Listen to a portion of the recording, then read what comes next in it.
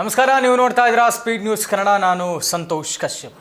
ಇಂದು ಬೆಳ್ಳಂಬೆಳಗ್ಗೆ ಕಾಂಗ್ರೆಸ್ನ ಶಾಂತಿನಗರದ ಶಾಸಕ ಹ್ಯಾರಿಸ್ ಮತ್ತು ಅವರ ಪುತ್ರ ನಲಪಾಡ್ ಅವರ ಮನೆಯ ಮೇಲೆ 12 ಇಡಿ ಅಧಿಕಾರಿಗಳು ಇಡಿ ದಾಳಿಯನ್ನು ನಡೆಸಿದ್ದಾರೆ.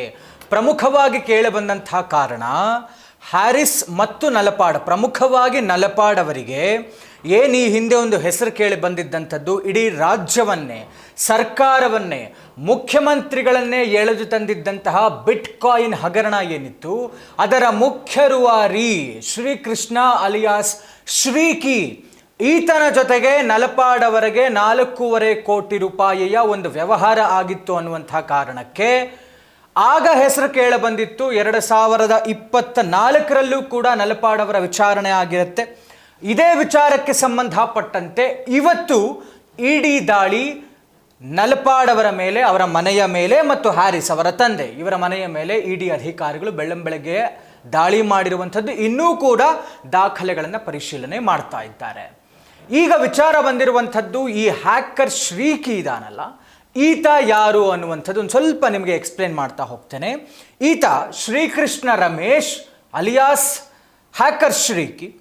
ಈತ ಒಂದು ರೀತಿಯಲ್ಲಿ ಸಿಕ್ಕಾಪಟ್ಟೆ ಬುದ್ಧಿವಂತ ಅಂತ ಹೇಳಬಹುದು. ತನ್ನ ಶಾಲಾ ದಿನಗಳಿಂದಾನೇ ಈ cyber crime activities, technology related ವಿಚಾರಗಳ ಬಗ್ಗೆ ತಿಳ್ಕೊಳ್ಳೋದ್ರಲ್ಲಿ ಬಹಳಷ್ಟು ಆಸಕ್ತಿ ಇತ್ತು. From 4th grade it self, ಅಂದರೆ ಆತ 4ನೇ ಕ್ಲಾಸ್ ಇದ್ದಾಗಲೇ ಈ ಎಲ್ಲ ವಿಚಾರಗಳನ್ನು ತಿಳ್ಕೊಳ್ಳುವಂತಹ ಕೆಲಸವನ್ನು ಮಾಡ್ತಾನೆ. ಆಗಲೇ 4th grade to 10th grade hacking ಕಲ್ತಿರ್ತಾನೆ. ಆಮೇಲೆ ಇಂಜಿನಿಯರಿಂಗ್ ಮುಗಿಸಿ ಇದರಲ್ಲಂತೂ ತುಂಬ ಎಕ್ಸ್ಪರ್ಟ್ ಆಗಿರ್ತಾನೆ.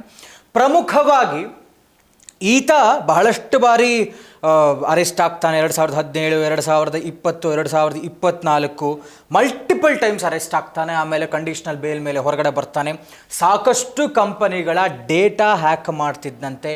ಈತನಿಗೆ ಬರೀ ಕರ್ನಾಟಕ ಅಷ್ಟೇ ಅಲ್ಲ, ಪ್ರಪಂಚದಾದ್ಯಂತ ಇರುವಂಥ ಬೇರೆ ಬೇರೆ ದೇಶಗಳಲ್ಲಿ ಸ್ನೇಹಿತರಿರ್ತಾರೆ. ಅವರ ಮುಖಾಂತರ ಡೇಟಾವನ್ನು ಪಡೆದುಕೊಂಡು ಅವರುಗಳಿಗೂ ಕೂಡ ಒಂದಷ್ಟು ದುಡ್ಡನ್ನು ಕೊಟ್ಟು ಅವರನ್ನು ಕೂಡ ಇದರಲ್ಲಿ ಭಾಗಿ ಮಾಡಿಕೊಂಡು, ಏನೇ ಇದ್ದರೂ ಕೂಡ ಗೋವಾಗೆ ಕರೆಸ್ಕೊಂಡು ಅಲ್ಲಿ ದುಡ್ಡಿನ ವ್ಯವಹಾರ ಮಾಡುವಂಥದ್ದು. ಜೊತೆಗೆ ಹವಾಲಾ ಮಾಫಿಯಾ, ಯಾವಾಗ ಈತನನ್ನು ಪೊಲೀಸರು ಅರೆಸ್ಟ್ ಮಾಡ್ತಾರೆ, ಹವಾಲಾ ಮಾಫಿಯಾ, ಬಿಟ್ಕಾಯಿನ್ ಹಗರಣದಲ್ಲಂತೂ ಖುದ್ದು ಮುಖ್ಯಮಂತ್ರಿಗಳ ಹೆಸರು ಬಂದಿತ್ತು.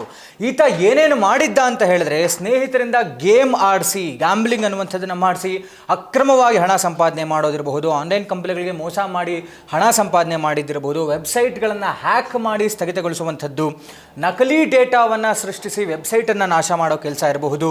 ಜೊತೆಗೆ ಕಂಪನಿಯ MDಗಳೇನಿರ್ತಾರೆ ಅವರುಗಳಿಗೆ ಬೆದರಿಕೆ ಹಾಕಿ ವೆಬ್ಸೈಟ್ ಮಾಲೀಕರಿಂದಲೂ ಕೂಡ ಹಣ ಪಡಿತಾ ಇದ್ದಂಥ ಕೆಲಸ.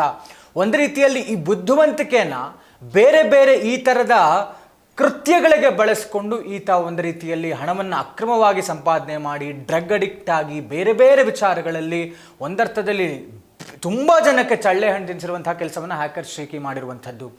ಈಗ ಯಾಕೆ ಈತನ ವಿಚಾರ ಚರ್ಚೆ ಆಗ್ತಾ ಇದೆ ಅಂತ ಹೇಳಿದ್ರೆ, ನಲಪಾಡ್ ಅವರ ಜೊತೆಗೆ ಒಂದು ಬಿಟ್ಕಾಯಿನ್ ಹಗರಣವೋ ಅಥವಾ ಗೊತ್ತಿಲ್ಲ, ಒಟ್ಟಾರೆ 4.5 ಕೋಟಿ ರೂಪಾಯಿಯ ಒಂದು ವ್ಯವಹಾರವನ್ನು ಹ್ಯಾಕರ್ ಶ್ರೀಕಿ ಜೊತೆಗೆ ನಲಪಾಡ್ ಮಾಡಿದ್ದಾರೆ ಅನ್ನುವಂಥ ಕಾರಣಕ್ಕೆ ಇವತ್ತು ಕಾಂಗ್ರೆಸ್ ಶಾಸಕ ಹ್ಯಾರಿಸ್, ಆತನ ಅವರ ಪುತ್ರ ನಲಪಾಡ್ ಇವರುಗಳ ಮನೆಯ ಮೇಲೆ ಇಡೀ ದಾಳಿ ಆಗಿರುವಂಥದ್ದು. ಇದನ್ನು ರಾಜಕೀಯ ಪ್ರೇರಿತ BJPಯವರು ಹೇಳಿ ಮಾಡಿಸಿದ್ರು ಅಂತ ಹೇಳಬಹುದು. ಬಟ್ ಇದು ಈಗ ಆಗಿರುವಂಥ ಒಂದು ಪ್ರಕರಣ ಅಲ್ಲ, ಇದು ಬಹಳಷ್ಟು ವರ್ಷಗಳಿಂದ ನಡ್ಕೊಂಡು ಬಂದಿರುವಂಥದ್ದು.